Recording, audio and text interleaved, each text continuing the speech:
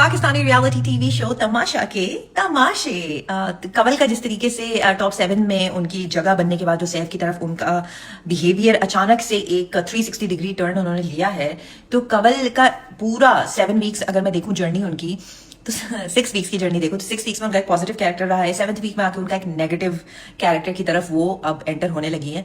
तो अगर हम कवल को दे रहे हैं बेनिफिट ऑफ डाउट, तो ये बहुत ही इंटरेस्टिंग चीज है। अगर मैं ऑडियंस के पर्सपेक्टिव से देखूं, फॉर्मूला अगर मैं ज़ैनब के ऊपर अप्लाई करूं कि पिछले 5 वीक से उन्होंने बहुत ज्यादा नेगेटिव इंपैक्ट दिया है, लेकिन पिछले 2 वीक से अगर वो पॉजिटिव इंपैक्ट देना चाह रही हैं, अगर वो बुरी लैंग्वेज नहीं यूज कर रही हैं, अगर वो इतना झगड़ों में नहीं पड़ रही, ऑडियंस ज़ैनब को बेनिफिट ऑफ डाउट देने के लिए तैयार नहीं है।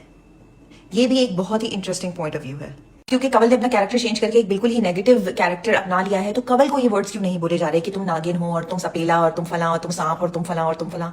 It is very interesting if you note it from the audience point of view, क्योंकि अगर ज़ैनब अपना कैरेक्टर चेंज करके एक पॉजिटिव इंपैक्ट लाना चाह रही है और कवल अपना इंपैक्ट चेंज करके एक नेगेटिव इंपैक्ट लाना चाह रही है, तो ज़ैनब के लिए पॉजिटिव वर्ड्स क्यों नहीं यूज हो रहे और कवल के लिए नेगेटिव वर्ड्स क्यों नहीं यूज हो रहे। अभी भी अगर आप कोई भी इंस्टाग्राम के कमेंट्स उठा लो, यूट्यूब के कमेंट्स उठा लो, कहीं भी कवल को वो उस तरह के वर्ड्स नहीं बोले जा रहे जो ज़ैनब को बोले जा रहे हैं। कहीं भी उस लेवल पे उसको गालियां नहीं पड़ रही जितनी ज़ैनब को पड़ रही हैं। मुझे प्रॉब्लम नहीं है किसी को भी गालियां पड़े, भाई वो मेरे कोई नेबर थोड़ी है जिसको भी देनी है 2 गालियां, मुझे फर्क नहीं पड़ता। But I am just saying कि क्या गालियां वो इंसान डिजर्व करता है जो 5 वीक्स तक नेगेटिव इंपैक्ट दिखा रहा है और पिछले 2 वीक्स में उसने अपने अंदर पॉजिटिविटी लाने की कोशिश की है, या गालियां वो लड़की डिजर्व करती है जिसने 7 वीक एक लड़के को यूज करके जब वो फिनाली वीक में आ गई तो उसने उसको लात मार दी। गालियां कौन ज्यादा डिजर्व करता है? हाँ, ये मैं मानती हूँ कि कवल ने कभी भी उस लेवल पे गिर के गालियां या डिसरिस्पेक्ट या जो भी है उस लेवल पे गिर के जितना ज़ैनब ने गिर के नीचे लड़ाइयां की हैं, कवल के वो वर्ड्स नहीं रहे हैं। But I am just talking about the personality shift of both the girls. I am just comparing it, I am just putting my thoughts out there, that's all I am doing. अब last week में तो कोई task होने से रहा, कवल को जहां पहुंचना था वो पहुंच गई, बेस्ट फ्रेंड खेल के।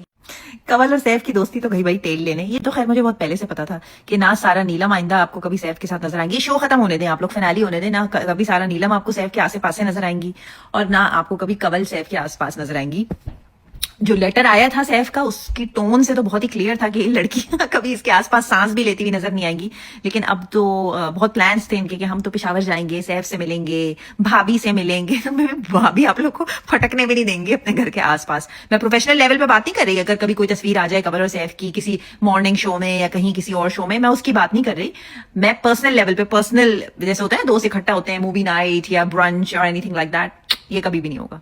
कभी आपको इन सारा नीलम के साथ, कवल शवल के साथ कभी इसकी तस्वीर नजर नहीं आएगी। यासीन और सैफ का मुझे है कि ये अपना बॉन्ड घर के बाहर भी रखेंगे, लेकिन ये जो इन लड़कियों को अपने कंधे पे बिठा के लाए ना, किसी को 5th वीक तक, किसी को 6th वीक तक, किसी को 7th वीक तक, 2 को तो उन्होंने फिनाली तक ही पहुंचा दिया सैफ ने।